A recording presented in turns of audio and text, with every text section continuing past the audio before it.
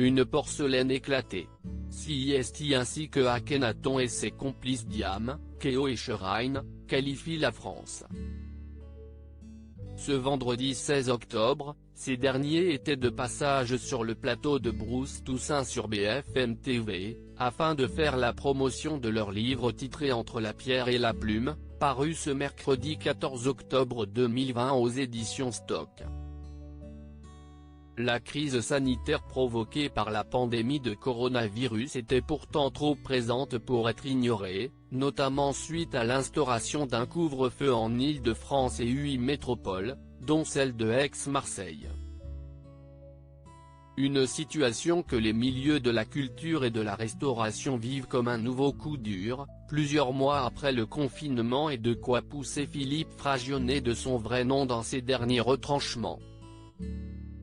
Car, comme il l'a révélé, le rappeur de 52 ans a récemment été endeuillé par la mort de sa mère.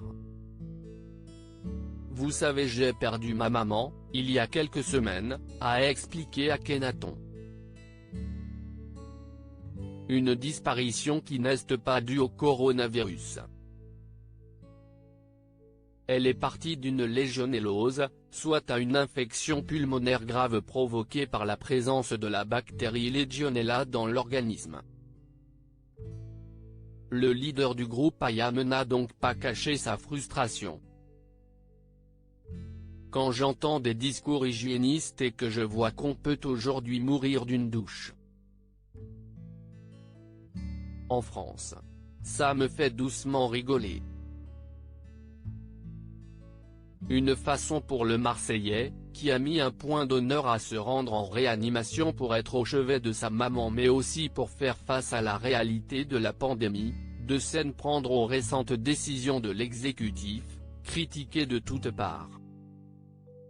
L'incompréhension à son comble en effet, Akhenaton n'est pas le seul à avoir fait part de sa consternation suite à l'annonce d'un couvre-feu par Emmanuel Macron. Parmi eux, Fabrice Lucchini qui s'est exprimé dans une vidéo publiée sur son compte Instagram. La sphère politique s'est, elle aussi, indignée.